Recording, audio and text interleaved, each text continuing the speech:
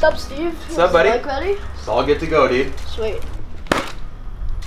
Dude, this new sick tut. Dude, that is so sick. It was painful. Hey, there she is.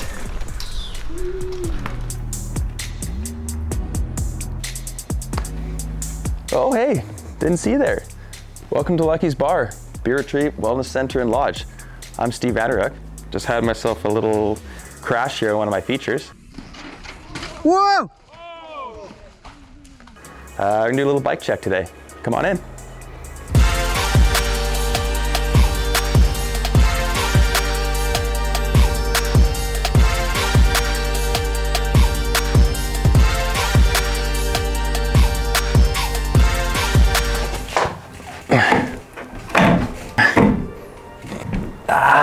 Oh, hold on.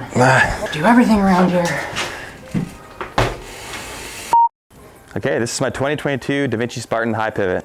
I absolutely love this thing. This is my go-to bike for pretty much everything on the North Shore. I love building and riding some of the steeper trails around. Devinci took everything from the previous Spartan and just improved on it and made it better. It's slacker, it's longer, it's super stable, and ridiculously fast. I like that high pivot. It even does backflips, and it skids down rock slabs with the best of them, which is something you may or may not know. I quite enjoy doing that. This bike has got the tailored ride wrap protection kit.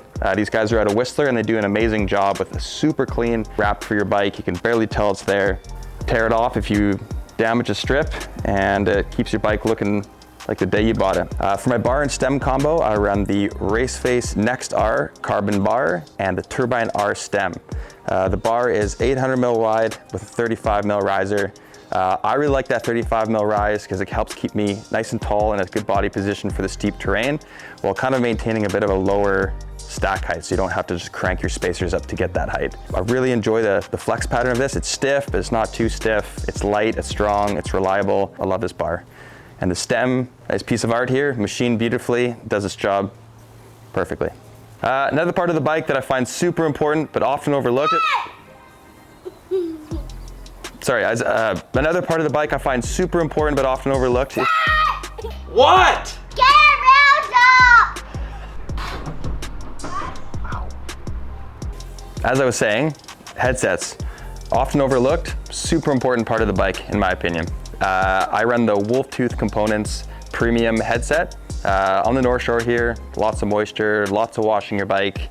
Bearings just get destroyed. I usually go through several sets of bearings a year, but on this one, I've been almost a year now, and bearings still feel absolutely brand new when I pull them out. Feels tight, feels smooth, awesome.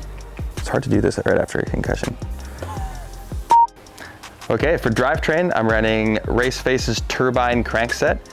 These are updated for this year. They are 20 grams lighter than the previous model while still maintaining the same stiffness. They're machined out of 7000 aluminum, machined everywhere to save as much weight as possible, and they look amazing. I've been running these for probably about 6 months, been testing them.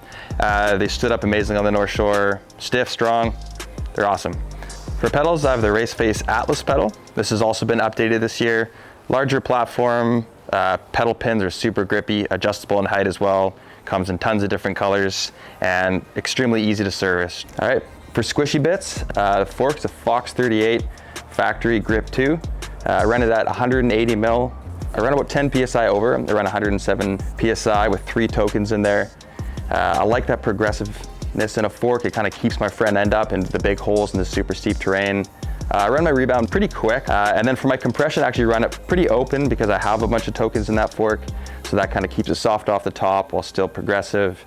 And then in the back, I actually alternate between a Fox Float X2 and a DHX2 coil. They both have their pluses and minuses, and yeah, I run the air shock if I'm jumping around a bit more and maybe going to cam loops or the bike park, and then the coil I like to run when I'm really wanting that traction, like if it's wetter or if I'm riding some big rock lines that I really need traction in. For the coil, I ran a 475 pound spring, and for the air, I think I'm at about 200 PSI with a pretty similar rebound and compression tune. Ooh, a rock!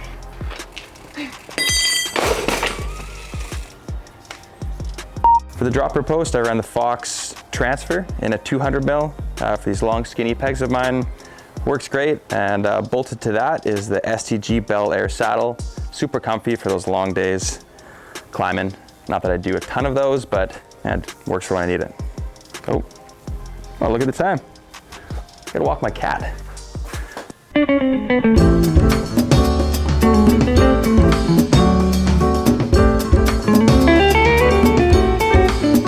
Okay, for the stopping bits, I'm a big fan of the SRAM codes. I got these super bling bling older chrome ones. They're super sick.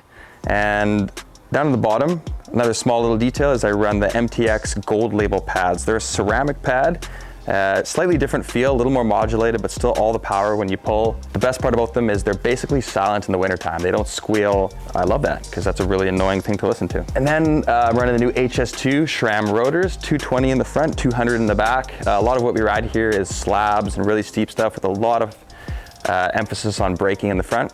So I like that bigger rotor in the front just for a little more power up there. Okay, tire and wheel setup. I run a dual 29er setup. Up in the front, I have a Maxxis Yes? Babe, do a backflip. Where am I gonna do that? There.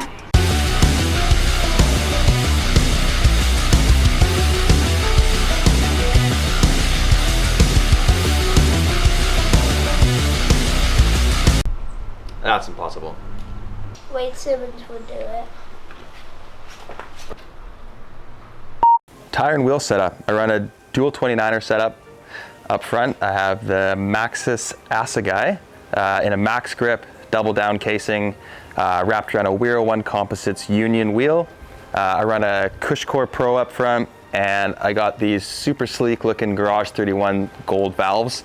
In the back, I have a Maxxis DHR2, max grip compound, DH casing, Cushcore Pro as well.